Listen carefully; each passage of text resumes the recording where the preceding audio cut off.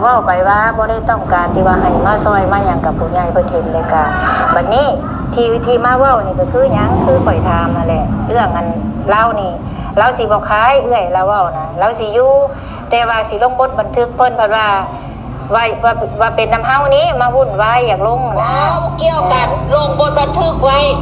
บ่ให้ขายดินตอนนี้เฮือนตัวนี้บ่ให้ขายบ่เว้าหลายเจ้าบ่เว้าหลายมาเซ็นเจ้าบ่มีเงินเจ้าบ่มีเงินแม้แต่เศษเดียวมีแต่เงินผู้ใหญ่เบิดค่อยให้เจ้าอยู่คือจบเฮ็ดบทบันทึกไว้เจ้าบ่อยู่ก็คือเจ้าหนีให้คนอื่นมาอยู่แค่นั้นก็ไม่ได้ต้องการหยังแล้วค่อยก็บ่ได้เสียดายเนาะว่าอันทานไปแล้วอันยังสิมาเว้าอย่างอีกค่อยบ่ได้เว้าหยังค่อยขอเพียงแต่ว่าเจ้าอยู่ดีๆจุดส่วนลูกส่วนหลานเจ้าอยู่ใดบ่ให้ขายจะเข้าใจบ่การช่วยเหลือมันสิเฮ็ดแบบนี้เบิดทุกคนแต่ว่ามันขึ้นจากขายอยู่ในสมองมันขึ้นจากขายเจ้าปฏิเสธแต่ทีแรกแล้วค่อยก็บ่ได้เสียเงินซื้อให้เจ้าแล้วค่อยก็บ่สงสารที่สงสารไปเพื่อหยังเพราะว่าเจ้าบ่ได้ต้องการเด้เจ้าว่าอยู่ในคลิปเจ้าก็บ่ได้ต้องการอยู่ในบ่อยากอยู่ในตรงนี้ถ้าเพิ่นเสียใจบ่อย่างนี้กูรอมัดทุกคนแล้วพ่อแม่ไปนะแล้วบ่เซ็นก็บ่เป็นหยัง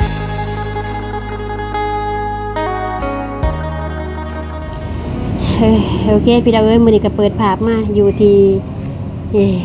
สวนหน้าบ้านเด้อเนาะอยู่เฮือนอยู่ซ่านพี่ดาวเนาะ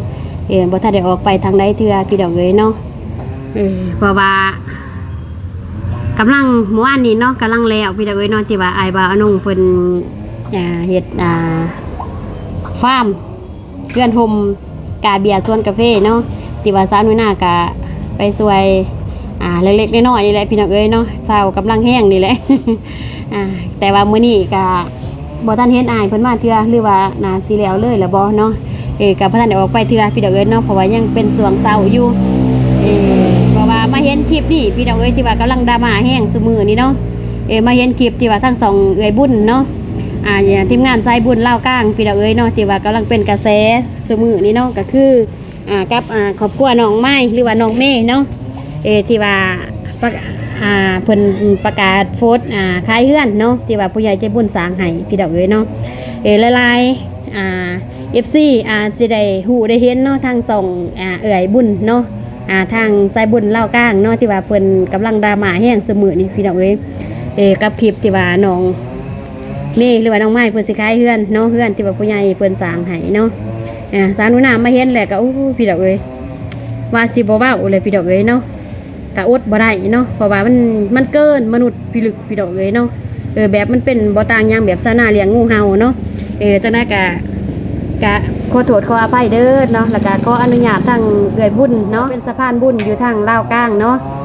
รับจากผู้ใหญ่เพิ่นที่ว่าสร้างเฮือนให้น้องไม้เนาะแล้วก็ขอโทษหลายๆเด้อเนาะทางFC สุขุสุคนเนาะทาง FC สองเอื้อยบุญเนาะมื้อนี้สาวน้อยอยากมาระบายความรู้สึกเนาะที่ว่าเห็นคลิปนี้แล้วพี่ดอกเนาะอยากให้ FC ทั้งสาวนูนาหรือว่าทุกซ่องเนาะที่ว่าไม่เห็นคลิปนี้อยากออกมาระบายเนาะกับประเด็นพี่ดอกที่ว่ากำลังดราม่าแห้งของน้องไม้เพิ่นสมุนี้เนาะก็คือทรยศหักหลังผู้ใหญ่พี่ดอกเนาะทรยศหักหลังทีมงานเนาะก็คือหลายๆคลิปเนาะแต่สาวนูนาสิยกออกมาให้พี่ๆน้องๆได้มาเบิ่งแป๊บนึงเนาะในคลิปนี้เนาะที่ว่าอยากให้เห็นตัวต้นน้องไม้แล้วก็บุญเพิ่นเนาะแล้วก็ผู้ใหญ่ที่ว่าช่วยเหลือครอบครัวเพิ่นเนาะขออนุญาตเด้อเนาะบุญที่ว่าได้เอาคลิปขึ้นหน้าจอเนาะเพราะว่าอยากให้ FC ได้เห็นเนาะเพราะว่าการประพฤติโตของน้องเพิ่นเนาะว่าเป็นคนแบบใดพี่ดอกเนาะเพราะว่าสาวนุนาเห็นแล้วก็ขั้นแขวพี่ดอกเนาะขั้นแขวว่าสิบ่เบาเลยพี่ดอกเนาะแต่อดขั้นแขวบ่ได้กะมีแต่ว่าจะได้กะขออนุญาตเด้อเนาะสิได้เอาคลิปนี้ลงให้เบิ่งเป็นแบบอย่างเนาะ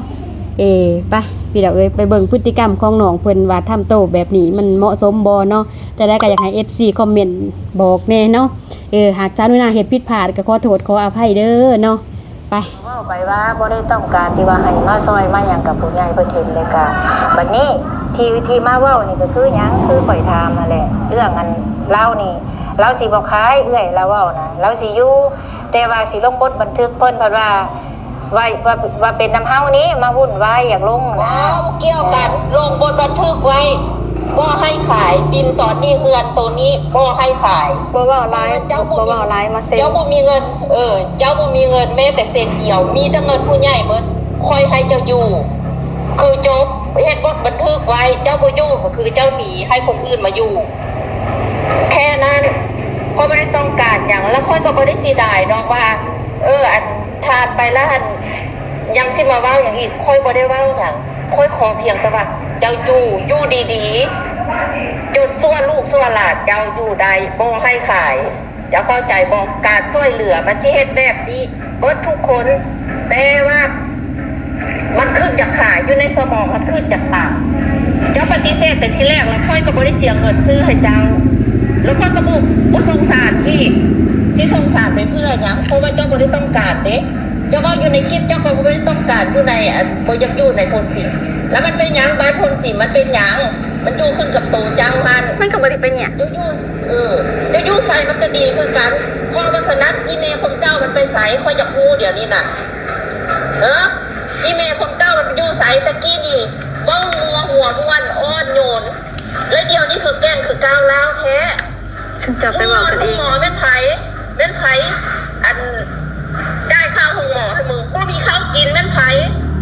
ก็บ่แม่นกูนี่วะส่งให้เงินค่าบ่มีจ่ายแม่นไผส่งให้กูฮับมึงคือลูกดิลูกกูก็มีขอโทษนำเด้ออันพ่อบ้านอยู่ขนาดมันหมื่นแฮมันหมื่นสกุลคนนี้เนี่ยน่ะจะขายเราได้หลายมื้อแล้วเห็นดันตั้งแต่มันโคตรลงไข่เงินคุณเยี่ยมผู้ใหญ่นี่เยี่ยมสุดๆเลยแม่กูก็เท่าแล้ว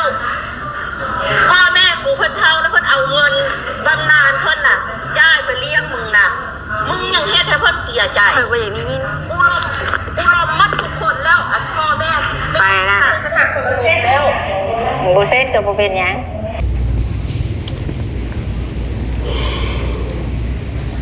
ขึ้นมาแล้วกันเนาะพี่ดอกเอ้ยนี่แหละการที่ว่าเราเป็นสะพานบุญเนาะมันก็มีหลายปัญหาพี่ดอกเอ้ยจุกจิกจู่จีหลายกะเพิ่นก็หายเนาะ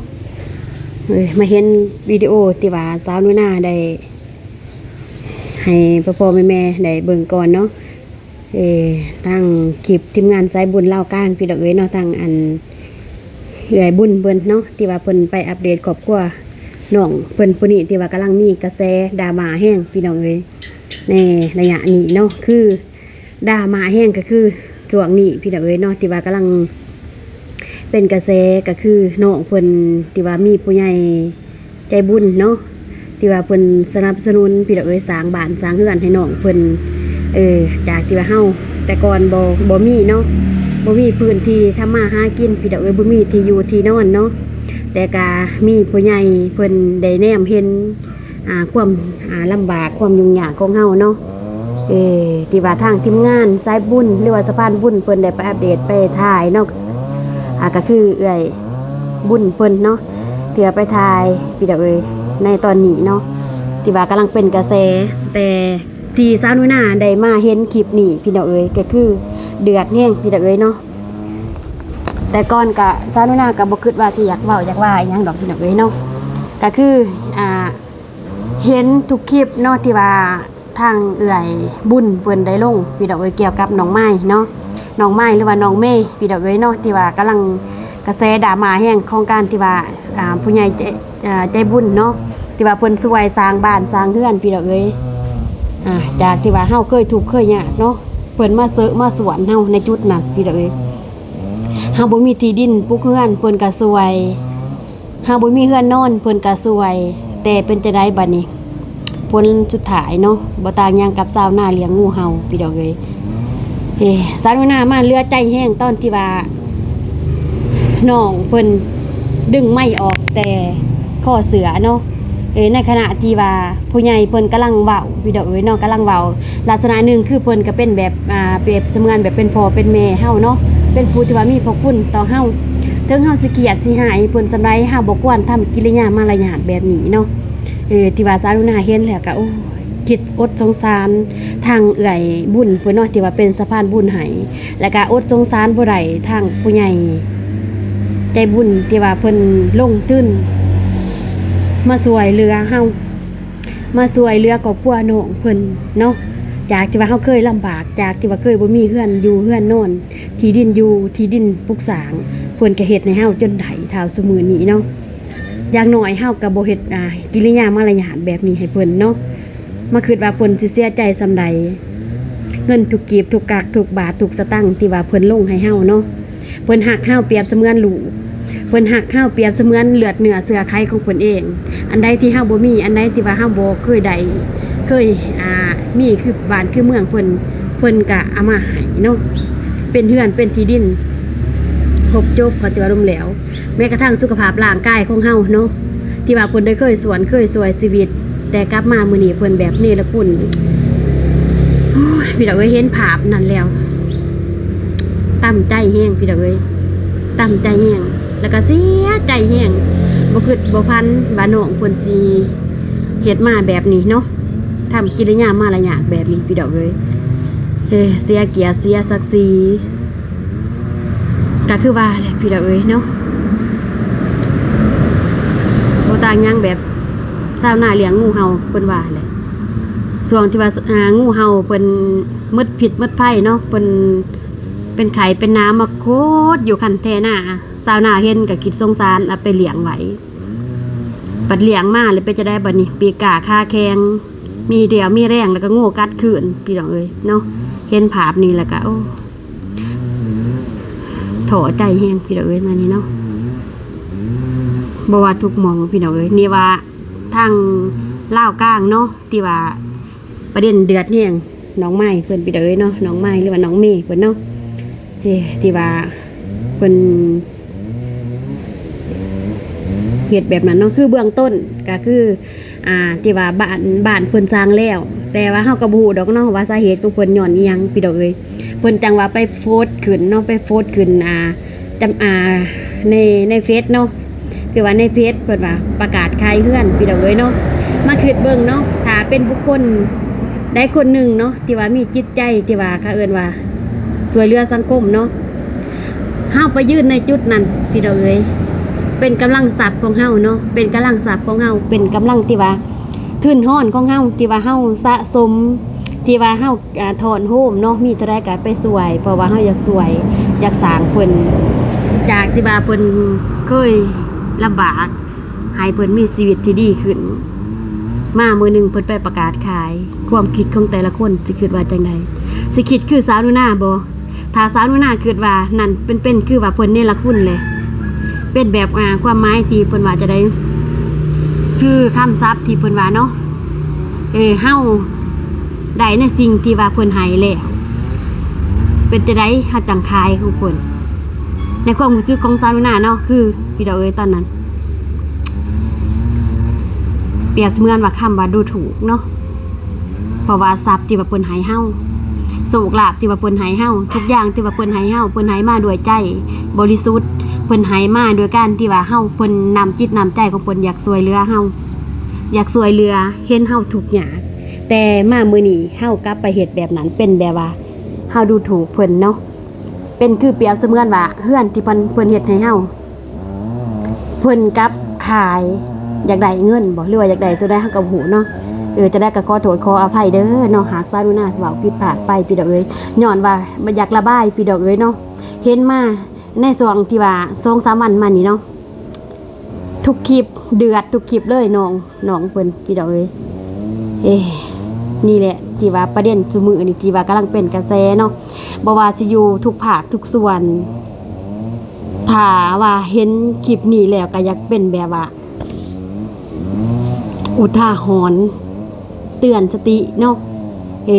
ทุกคนที่ว่าทางทีมงานได้ไปช่วยบ่ว่าสิในเบื้องต้นหรือว่าต่อหน้าเนาะเพราะว่านี่เป็นคลิปทางที่ว่าลาวกลางเนาะทางเอ่ยบุญเพิ่นจะได้ก็ขอโทษขออภัยเด้อเอ่ยบุญเด้อที่ว่าเอาคลิปเอ่ยมาขึ้นในหน้าจอเนาะเพราะว่าน้องเห็นแหละใน ผลงานของเอื่อยน้องคือสงสารเอื่อยบ่ได้ที่ว่ามือหนึงเนาะคือสาธารณะเองก็แนะนำที่ว่าสะพานบุญลาวไต่เนาะมาเห็นเอื่อยบุญเพิ่นตกในช่วงนี้เนาะเป็นช่วงที่ว่ากระแสกำลังดราม่าแฮงกับน้องไม้เนาะที่ว่าน้องไม้เพิ่นเฮ็ดกิริยามารยาทบ่ดีคำโตตอบโต้เนาะของน้องไม้หรือว่าน้องเมย์ที่ว่าแล้วก็ครอบครัวของน้องเพิ่นตอบโต้ต่อเอื้อยบุญมีที่ว่าสากพ่อใหญ่เพิ่นเว้าเนาะว่าเอื้อยบุญเพิ่นไปจุกจิกจูจี้กับครอบครัวเพิ่นลายหั่นนะสาวหนูนาเห็นแล้วก็โอ้ยคือสงสารอีต้นเอื้อยเพิ่นอีต้นเอื้อยบุญเนาะที่ว่าเพิ่นมาเว้าตอนที่ว่าบั้นท้ายบั้นที่ว่าเพิ่นประสบผลสำเร็จเบิดทุกอย่างแล้วเนาะบั้นที่ว่าเพิ่นมีดินบั้นที่ว่าเพิ่นมีเฮือนแล้วบั้นที่ว่าผู้ใหญ่เพิ่นเห็นในความทุกข์ความลำบากของเพิ่นเนาะบั้นที่ว่าผู้ใหญ่มาช่วยจนสำเร็จเสร็จสิ้นจนว่ามีเฮือนหลังงามๆอยู่เสมอตอนที่ดาหมากำลังมาแห้งช่วงนี้สานุนาคิดเห็นในที่ว่าผู้เฒ่าผู้หนึ่งเนาะควรเข้าใจในคำเว้าของเพิ่นว่าเอื้อยบุญเพิ่นจุกจิกจูจี้แห้งเนาะถามนู่นถามนี่ถามนั่นจุกจิกจูจี้ในช่วงนี้เห็นแล้วก็คิดอีต้นเอื้อยเนาะก็คือว่าพ่อใหญ่เนาะในเบื้องต้นพ่อใหญ่คือบ่เว้าให้จังซั่นเนาะในส่วนที่ว่าทีมงานเอื้อยบุญเพิ่นลงไปเนาะเบื้องต้นที่ว่าครอบครัวพ่อใหญ่ครอบครัวเซาสมัยเนาะหรือว่าน้องเมย์เนาะที่ว่าตกระกรรมลำบากที่ว่าเอื้อยบุญเพิ่นไปจุกจิกจูจี้ถามนู่นถามนี่ถามนั่นผู้ใหญ่คือบ่ไล่หนีเนาะผู้ใหญ่คือบ่ให้คำที่ว่าบ่ต้องมาทายก็ได้เด้อเนาะบ่มักแบบนี้ว่าจุกจิกจูจี้แห้งแต่เบื้องต้นคือบ่เว้าเนาะมาเว้าเบื้องรุ่นที่ว่าคนสำเร็จมาแล้วเบิดเด้อเนาะมาตอบมันเป็นคำที่แบบว่าคำนั้นของผู้ใหญ่เพิ่นเอาออกมาเนาะนี่เป็นถ้าสาธุนายืนอยู่ในจุดนั้นเนาะจุดที่ว่าเอ้ยบุญเพิ่นนั่งอยู่หั่นอกสิแตกพี่น้องเอ้ยเพราะว่าหยังเนาะทั้งที่ว่าเฮาบ่แม่นสายเลือดทั้งที่ว่าเฮาบ่แม่นว่าลูกในไสเนาะแบบเขาเอิ้นว่าทายาทพี่น้องเอ้ยแต่ว่าเฮาเป็นหยังเฮาอยากไปสวยย้อนว่าเฮามีสายเลือดกตัญญูสายเลือดที่ว่าฮักแพงเพื่อนมนุษย์โลกเนาะแต่บังเอิญพ่อใหญ่เพิ่นมาเว้าให้เอื้อยบุญแน่นั้นตั้งใจสาธุนาพี่น้องเอ้ยเนาะเพราะว่าทุกคลิปที่ว่าทีมงานสายบุญเนาะเข้าไปบ่ว่าสิเป็นทางเอื้อยบุญบ่ว่าสิเป็นทางทีมงานลาวไต่เฮาเนาะเบื้องต้นก่อนที่ว่าเพิ่นสิมีทุกสิ่งทุกอย่างเนาะก็ย้อนคำเว้าคำว่าของเฮาทุกอย่างเฮาถามเพราะว่าหยังอยากเผยแผ่ให้ผู้ใหญ่เนาะให้ฮอดให้ถึงที่ว่าผู้ใหญ่เพิ่นที่ว่ามีจิตใจบุญอยากช่วยมนุษย์อยากช่วยครอบครัวที่ว่าเพิ่นทุกข์ยากเนาะในเมื่อเฮาบ่มีกำลังทรัพย์เฮาบ่มีอันที่ว่าเป็นทรัพย์ก้อนใหญ่เนาะอยากช่วยครอบครัวนั้นที่ว่าเพิ่นบ่มีบ้านบ่มีเรือนบ่มีที่ดินแต่เฮาก็ช่วยด้านคำเว้าคำจ้าคือจะสี่แหละไปอัดคลิปไปถ่ายคลิปสอบถามครอบครัวเนาะว่าเจ้าขาดอันใดชีวิตเจ้าแต่ละมือเฮ็ดอีหยังเนาะเจ้าอยู่จังไดกินจังใดในเมื่อเจ้าต่อไปแล้วเนาะก็คือเจ้าหัวไม้หัวมือเจ้าแสดงออกเนาะตอนเบื้องที่ว่าเจ้าบ่ทันได้มีอีหยังเจ้าแสดงออกให้เห็นว่าเจ้าตอนนี้ตกระกำลำบากตกทุกข์ได้ยากแฮงเนาะก็คือเจ้าอยากให้มีผู้มาช่วยถ้าช่วยได้เนาะช่วยเท่ากำลังศรัทธาแต่บังเอิญมือหนึ่งเจ้าได้ดีแล้วเพิ่นจะได้จัดจึงเอาคำนี้มาเว้าตอนที่ว่าได้ดีแล้วเนาะจะคือบ่เว้าในเบื้องต้นว่าบ่ต้องมาทายจุกจิกจุจีจะสิเด้อเนาะข่อยบ่มักว่าเนาะสบายดี แล้วลูกนี้แล้วอันนี้ค่อยเป็นพ่อว่านำอันทางผู้ใหญ่แต่ว่าเขาหน่อยเองเนาะผู้ที่เป็นพ่อเนี่ยก็บ่ได้บำบัดบุญของคนสาธุคุณแล้วเป็นเบิ่งแยงเป็นช่วยเหลือจนตั้งแต่ดินมาสั่นๆจนฮอดหลังคาจนแล้วจนได้อยู่มาสั่นๆแต่เป็นเงินผู้ใหญ่เบิดแล้วที่มาพิษแค่กันนึงเดี๋ยวนี้นะท่านผู้ใหญ่บ่แม่นว่ามันบ่ได้ผิดพอตุ๊กจะเข้าใจผิดบ่ได้ผิด วันนี้แบบว่าคือนางเมเนาะมันเป็นคนผู้น้อยแล้วก็บูจังยังแน่พอเหมาะกับทางการแน่วันนางบุญไปจะชุกี้ชุกจิกขนาดแล้วมันจะขายแล้วมองไปฉันมองชื่อไปนั่นนะมาสั่นซะใครเมื่อเวลานางไงเรื่องผู้ซึกเลย เรื่องเฮ็ดบุญบันทึกนี่เฮ็ด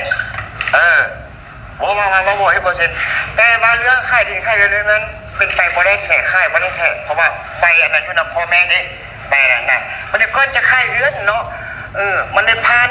ตู่ผ่านหน่วยผ่านบ้านมันยังได้ค่ายได้ผ่านพ่อแม่อนุญาตมาเซ็นนำอีกจังได้ค่ายจำบ่ได้ค่ายแต่เมื่อเวลาเป็นนั้นเนาะจุดอ่อนของนางเมนี่ก็มีอยู่ก็คือแนวทางยาแม่นางทานเพิ่นเว้าแล้วถึงบัดทุกสิ่งทุกอย่างบ่ได้ติบริษัทแม้แต่ว่าเงินกีบนึงทางนี้ก็บ่มีจักบาทจักสตางค์เงินทาง24ทางผู้ใหญ่เพิ่นช่วยบัดอันนี้นี่น่ะอันนี้ก็ขอข้าแพงนับเพื่อขออายุมันยืนอันนี้นี่น่ะแต่เราเฮ็ดบ่บันทึกเนี่ยก็บ่ชัดเจนแต่ว่าอยากให้เฮ็ด2ใบนึงของนางเมซินบ่ค่ายดินเนาะถ้าค่ายดินทางด้านนี้ให้24พิจารณาเนาะบ่บันทึกอันที่1บ่บันทึกอันที่2แล้วมันว่า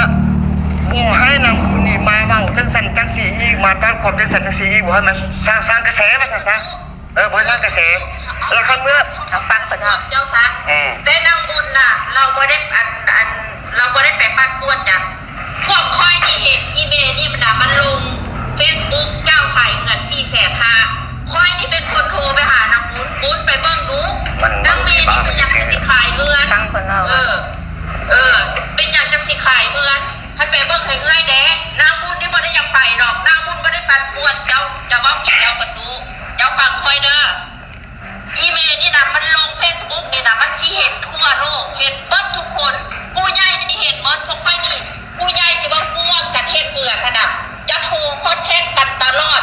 ลงกันตลอดวันนี้ผู้ใดสิเฮ็ดจังได๋ว่าจังได๋เฮ็ดจังได๋ยังให้นางบุญนี่เข้าไปแล้วนางบุญโทรหาอีเมลนี่มันบ่มาหา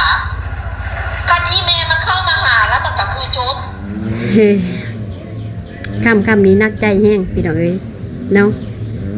ตั้มหดทีมงานสายบุญลาวไต่เพราะว่าทุกอย่างทางเอื่อยเพิ่นถามกาสิประมาณเดียวกันกับทีมงานเฮาถามเนาะเพราะว่าเฮาอยากเจาะลึกกับครอบครัวของบุคคลเนาะแต่ว่าซาดุน่าก็มาหลายแหละพี่น้องเอ้ยเห็นหลายเนาะในที่ว่าสายบุญลาวไต่ฮะเนาะที่ว่าเคยได้ไปซอยครอบครัวพี่น้องเอ้ยเนาะแต่ว่าเบื้องต้นเนาะทางทีมงานเฮาก็ได้ถามแท้พี่น้องเอ้ยเนาะได้จุกจิกจูจี้แท้เนาะแต่ว่าถ้าครอบครัวใดบ่พร้อมให้ถ่ายบ่พร้อมที่ว่าอยากประกาศให้สังคมรับรู้เนาะเฮาก็บ่ถ่ายพี่น้องเอ้ยเนาะถึงสิทุกข์บ่มีข้าวกินบ่มีเรือนนอนบ่มีที่อยู่เฮาก็บ่สามารถถ่ายได้ถ้าบุคคลนั้นบ่อนุญาตเนาะจนว่าฮอดเท่าทุกมื้อนี้พี่น้องเอ้ยเนาะถ้าบุคคลนั้นเพิ่นอนุญาตให้ได้เนาะว่าเฮาต้องการที่ว่าเฮาอยากสวยอนุญาตให้เฮาถ่ายได้บ่เพราะว่าเฮาอยากอัปเดตวิถีชีวิตเนาะแต่ละคู่แต่ละคนว่าเฮ็ดจังได๋อยู่จังได๋กินจังได๋ลำบากแบบใดเพราะว่าเฮาเป็นสะพานบุญคือคนกลางเนาะคนกลางระหว่างครอบครัวทุกอย่างกับผู้ใหญ่ใจบุญเนาะที่ว่าเพิ่นแนมเห็นครอบครัวเจ้าทุกอย่างเพิ่นอยากมาสวยก็คือผ่านทาง2ทางนี่2ทางทีมงานเนาะทีมงานสานุนาก็คือสายบุญเราไต่เนาะทุกคนบ่ว่าสิเป็นมาทางด่านใดเนาะอยากให้แบบว่าผู้ใหญ่เพิ่นรับรู้รับเห็นแต่มาเห็นวิดีโอนี้แล้วเนาะคลิปนี้แล้วสานุนาก็สะเทือนใจแฮงพี่น้องเอ้ยเนาะอยากขอระบายกูนึงพี่น้องเอ้ยที่แรกก็ว่าสิบ่เว้าเลยเนาะแต่มันก็โหดพี่น้องเอ้ยเนาะมันเปรียบเสมือนแบบชาวนาเลี้ยงงูเห่าก็อดสงสารผู้ใหญ่เพิ่นบ่ได้แล้วก็อดสงสารเอื้อยบุญเพิ่นบ่ได้เนาะที่ว่าต้องได้เจอคำว่านักๆของครอบครัวน้องเพิ่นเนาะบีบขันหัวใจเนาะทั้งที่ว่าเฮาเฮ็ดทุกอย่างเพื่อครอบครัวเขาเฮาบ่ได้หยังเลยเฮาขอแต่อย่างเดียวเนาะคือ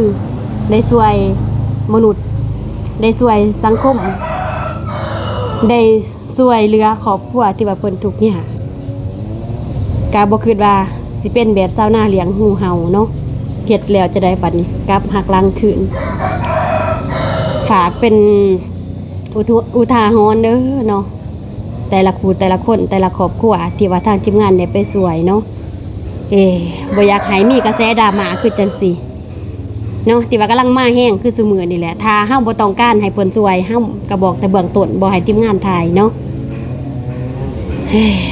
ถ้าเฮาพร้อมแล้วแต่เบื้องต้นเนาะว่าอยากให้เพิ่นถ่ายก็คือทุกอย่างเพิ่นต้องได้เจาะจีบเนาะทุกอย่างพี่น้องเอ้ยเนาะแต่ต้นจนจบพุ่นแหละบ่แม่นว่าคือแต่ละเคสเนาะที่ว่าสาวนุนาไปเนาะอันนี้เว้าแบบออกจากใจเนาะที่ว่าสาวนุนาเองก็เคยได้ประสบการณ์จังซี่พี่น้องเอ้ยแต่ส่วนใหญ่แล้วสาวนุนาบ่ค่อยสิได้ถ่ายคลิปออกมาเนาะเพราะว่าถ้ามันแปลกในหูในตาแล้วสาวนุนาบ่ถ่ายพี่น้องเอ้ยแต่ว่าจับเบิ่งเจ้าเนาะว่าเจ้าสิเป็นคนที่ว่ากตัญญูบ่ฮู้บุญบ่เนาะถ้าว่าเจ้าเป็นคนที่ว่าฮู้กตัญญูเนาะฮู้บุญฮู้คุณต่อทีมงานสายบุญหรือว่าสะพานบุญแล้วก็ฮู้บุญฮู้คุณกับผู้ใหญ่เนาะที่ว่าเพิ่นสวยการที่ว่าประพฤติโตของเจ้าการกระทำของเจ้าเนาะมันแสดงออกให้เห็นว่าเจ้าเป็นคนดีบ่ว่าเจ้าเป็นคนบ่ดีบ่เนาะเครื่องที่เจ้าได้มาพี่น้องเอ้ยเนาะก็คือประเด็นนี้แหละที่ว่าสาวนุนาอยากเว้าเนาะก็มาเห็นลายแหละพี่น้องเอ้ยเนาะแต่ก็ขอเปิดอกว่าเนี่ยกูนึงพี่น้องเอ้ยเนาะเพราะว่าคลิปนี้มันกำลังมาแห้งพี่น้องเอ้ยตอนนี้เนาะอยากเว้าเรื่องที่ว่าทีมงานทับไปสวยเนาะส่วนลายก็อยากเป็นแบบชาวนาเลี้ยงงูเห่านี่แหละพี่น้องเอ้ยเนาะตอนที่ว่าเบื้องต้นเจ้าบ่ทันใดจะอ่อนน้อมถ่อมโตให้เนาะแต่ว่าพ่อมือหนึ่งผลสำเร็จของเจ้ามาได้เบิดทุกอย่างเลยเนาะเป็นจะได้บัดนี้งูมันเหลื่อมงูข้อแบบนี้เนาะเหลื่อมแหวงกัดเจ้าพี่ดอกเลยเนาะกับบ่ต่างยังกับคลิปนี่แหละเนาะที่ว่ากำลังดามหาตอนนี้พี่ดอกเลยเนาะแต่เป็นจะได้เฮาสวยแต่ว่าใจคิดจะได้กะยาทีมงานเฮาบ่ตอบโต้ทีมงานเฮาบ่โต้เถียงเนาะเพราะว่าเฮายืนยันตัวตนของเฮาเองว่าเฮามาเป็นสะพานบุญเนาะเฮาเป็นได้เพียงแต่สะพานบุญส่วนที่เจ้าฮับไปแล้วเนาะจะอยากเป็นพลังจะอยากเป็นแบบว่าคนที่ว่าหูบุญหูคุณบ่หรือว่าจะอยากเป็นคนที่ว่าบ่หูบุญหูคุณนั่นมันคือเส้นทางเดินของเจ้าเองเจ้าเลือกเองเนาะพี่น้องเอ้ยเห็นลายตอนนี้เนาะบ่ว่าสิเป็นลาวกลางบ่ว่าสิเป็นลาวใต้บ่ว่าสิเป็นลาวเหนือเนาะทุกอย่างพี่น้องเอ้ยตอนนี้เนาะก็คือกำลังมาแห้งนี่แหละคือที่ว่าเป็นประเด็นที่สุดก็คือคลิปนี่แหละพี่น้องเอ้ยเนาะกระโถใจเนาะทางทีมงานใจบุญแล้วกระโถใจทางผู้ใหญ่เนาะก็คือเห็นทุกอย่างพี่น้องเอ๋ยเนาะที่ว่าเป็นกระแสที่ว่ามาแห้งเนาะเฮาสวยด้วยกำลังใจที่ว่าจิตใจของเฮาข้างในเนาะถึงเฮาสิบ่มีเงินเป็นกีบเป็นกักเป็นก้อนเอาไปให้ครอบครัวเพิ่นเนาะแต่เฮาก็เป็นสะพานบุญเนาะนำเอากำลังทรัพย์มาให้ถ้าเฮาบ่เอาไปให้เนาะประเด็นพี่น้องเอ๋ยถ้าเฮาปฏิเสธเนาะว่าครอบครัวนี่บ่เอาไปให้เลยเด้อเพิ่นทำกิริยามารยาทบ่ดีแล้วเพิ่นบ่ตอบโต้กับทีมงานแล้วแบบเพิ่นถ้าเอิ้นว่าปฏิเสธเนาะทุกสองทางแล้วเวลาที่ว่าเฮาอยากไปถ่ายคลิปเพิ่นก็แสดงอาการให้เห็นเนาะแบบเพิ่นเปิดตัวต้นเลยโลดหลายว่าเพิ่นบ่อยากออกกล้องเนาะว่าเพิ่นว่าจังซั่นว่าจังซี่เนาะเว้าให้ทางทีมงานแบบว่าความหมายก็คือสาวนุนาอยากบอกว่าพูดที่ว่าเพิ่นได้ดีแล้วเพิ่นบ่อยากถ่ายคลิปเวลาที่ว่าทีมงานเฮาลงไปเนาะเวลาที่ว่าทีมงานเฮาลงไปเพิ่นบ่อยากให้ถ่ายเพิ่นก็เว้าจังซั่นจังซี่ให้เนาะเพราะว่าหยัง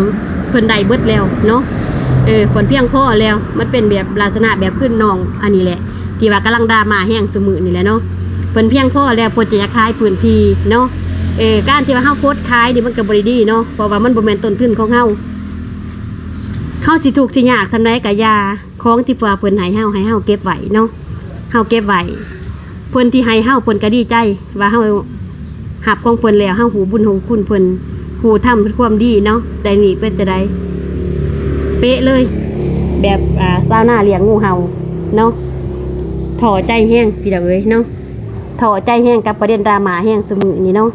กับหนองเพิ่นพี่ดอกเอ้ยนี่แหละเขาเอิ้นว่าคนนี่ละคุณเนาะถ้าว่าเฮาใจบริสุทธิ์แท้เนาะเฮาบ่ต้องไปต่อโตบกับเพิ่นนั่นนี่เนาะ เฮาบ่ต้องทำกิริยามารยาทให้เพิ่นแบบนี้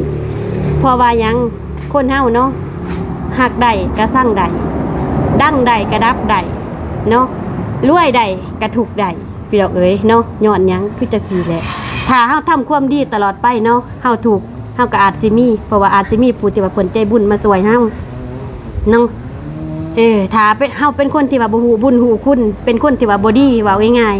ๆของที่ว่าเพิ่นเอาให้เฮาเพิ่นก็เอาคืนได้เนาะนี่แหละบทเรียนถอดถอนใจพี่ดอกเอ้ยเนาะกับเรื่องที่ว่ากระแสกำลังดราม่าแห้งซุมื้อนี้จังได้ก็ฝากเป็นกำลังใจเด้อเนาะฝากเป็นกำลังใจทางทีมงานสายบุญลาวใต้ลาวกลางเนาะที่ว่ากำลังพบเจอปัญหาหนักหน่วงตอนนี้เนาะปัญหารักแห้งก็คือชาวนาเลี้ยงงูเห่านี่แหละพี่ดอกเอ้ยเนาะเฮาสวยเพิ่นสุดท้ายเป็นจะได้บัดนี้ผลตอบของเพิ่นคือแหว่งกัดเฮาเนาะเฮาไปถ่ายคลิปเพิ่นในเบื้องต้นเพิ่นก็ให้ถ่ายเนาะเว้าจ้ากันเข้าใจกันดีเนาะคือว่าทุกเรื่องเนาะเว้าก็คือเว้าความเก่าพี่ดอกเอ้ยเนาะเฮาต้องจิกจูจี้เนาะถ้าเฮาบ่จุกจิกจูจี้แล้วผู้ใหญ่เพิ่นสิฮู้บ่ว่าเฮาขาดตกบกพร่องสิ่งใดเนาะว่าเฮาต้องการสิ่งใดแต่พอว่ามีแล้วก็ยังว่าเอาคำนี้มาเว้าเนาะคือบ่เว้าแต่เบื้องต้นเนาะว่าจุกจิกจูจี้บ่มักแล้วบ่อยากให้ทายเนาะมาเว้าตอนที่ว่ามันสายเกินไปแล้วจังซี่มันเป็นบ่ต่างหยังกับชาวนาเลี้ยงงูเห่าเนาะกะสิประมาณนี้พี่ดอกเอ้ยเนาะสารไว้หน้าเว้าผิดเว้าพลาดประการใดก็ขอโทษขออภัยเด้อเนาะทาง FC ผู้ใหญ่ใจบุญแล้วก็ทีมงานเบิดสุขสุคนเนาะเพราะว่ามันคั่นแขวแห้งพี่ดอกเอ้ยเนาะอดพังเรื่องน้องเพิ่นบ่ได้พี่ดอกเอ้ยเนาะที่ว่ากระแสกำลังดราม่าแห้งซุมื้อนี้จังได้ก็ฝากให้บุคคลที่ว่ากำลังมีความคิดเนาะซุมื้อนี้ก็บ่อยากให้เฮ็ดแบบนั้นเนาะเพราะว่าเพิ่นผู้ใหญ่เพิ่นคือผู้ที่ว่ามีพระคุณสูงสุดสำหรับครอบครัวเฮาเนาะเพราะว่าหยังเพิ่นช่วยเหลือเฮาแต่เบื้องต้นจนฮอดตอนจบเนาะเฮาก็บ่ฮู้ว่าเพิ่นกับเฮาสิมีบุญสำใดนำกันเนาะทางที่ดีเฮารับของเพิ่นแล้วเฮาต้องหมั่นทำความดีเนาะเฮาช่วยเวียกงานเพิ่นบ่ได้เฮาช่วยสร้างซาซอยเพิ่นบ่ได้ทางเพิ่นเนาะเพราะว่ามันอยู่กันคนละทิศละทางอยู่กันคนละหม่องละบอนแต่เฮาช่วยทำความดีเนาะถ้าเฮาทำความดีเพิ่นก็แนมเห็นเฮาทำความชั่วเพิ่นก็แนมเห็นเด้อเนาะบ่แม่นว่าเพิ่นบ่เห็น